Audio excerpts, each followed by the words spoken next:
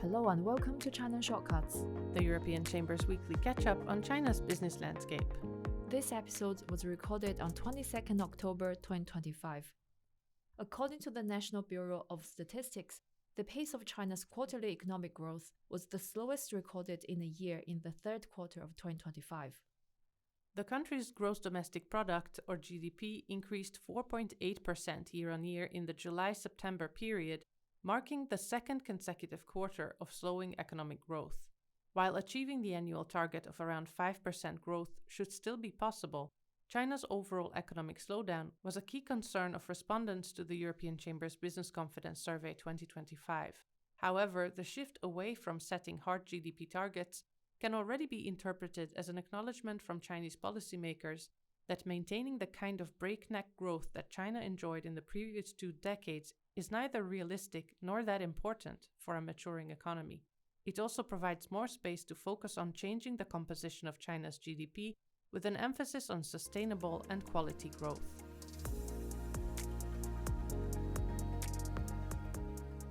Additional data released by China's Statistics Bureau on 20th October showed that industrial production accelerated while retail sales growth slowed in September, pointing to a continued imbalance between supply and demand. The total value of industrial production at larger firms rose 6.5% year-on-year in September, the fastest pace recorded in 3 months. Out of the 3 industries of mining, manufacturing, and utilities, the rate of growth was the highest in manufacturing at 7.3%. In a separate release, the Statistics Bureau revealed that in the third quarter of 2025, industrial capacity utilization at larger firms stood at 74.6% overall, the highest level recorded this year. Meanwhile, the total value of retail sales expanded 3% year-on-year in September, with the rate of growth decelerating to the slowest level since last November. A breakdown of the data showed slower growth for the sales of both goods and catering in September, with the drop substantially sharper in catering. In the first 3 quarters of 2025, retail sales grew at 4.5% year-on-year.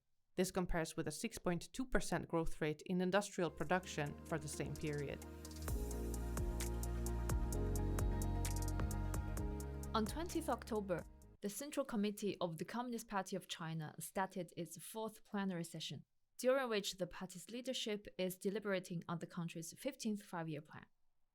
The 15th five-year plan will set the direction for China's social and economic development from 2026 to 2030. It will be an important transitional plan, as it should see the peaking of carbon emissions planned to take place before 2030 and also comes 5 years before the deadline for China to achieve socialist modernization. According to Xinhua, the plan will further promote the cultivation of new productive forces and strengthening scientific and technological innovation in critical areas, while upgrading traditional industries. The Chamber has put forward its recommendations for the upcoming 5-year plan in its annual position paper released in September. The 5 key recommendations detailed in the paper call for reforms that address underlying structural issues, allowing market forces to play the decisive role in resource allocation, taking action to create equitable trade relationships, continuing efforts to green the economy and ensuring environmental sustainability, and advancing China's digital transition in an inclusive way.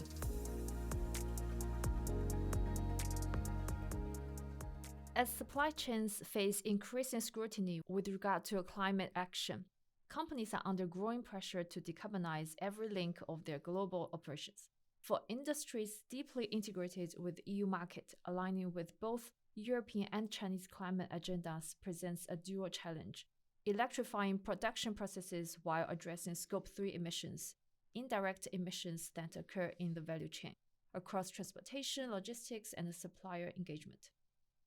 At the same time, rapid changes in energy markets, technological innovation, and evolving environmental, social, and governance, or ESG expectations are reshaping how businesses will be able to deliver on their decarbonization commitments.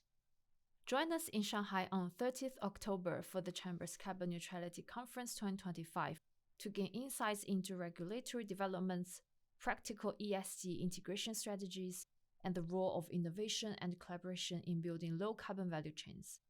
The conference will provide a platform for companies to exchange perspectives share best practices, and explore actionable solutions towards achieving long-term carbon neutrality goals. Thanks for listening, and don't forget to tune in again next week. In the meantime, please find useful links in the episode notes.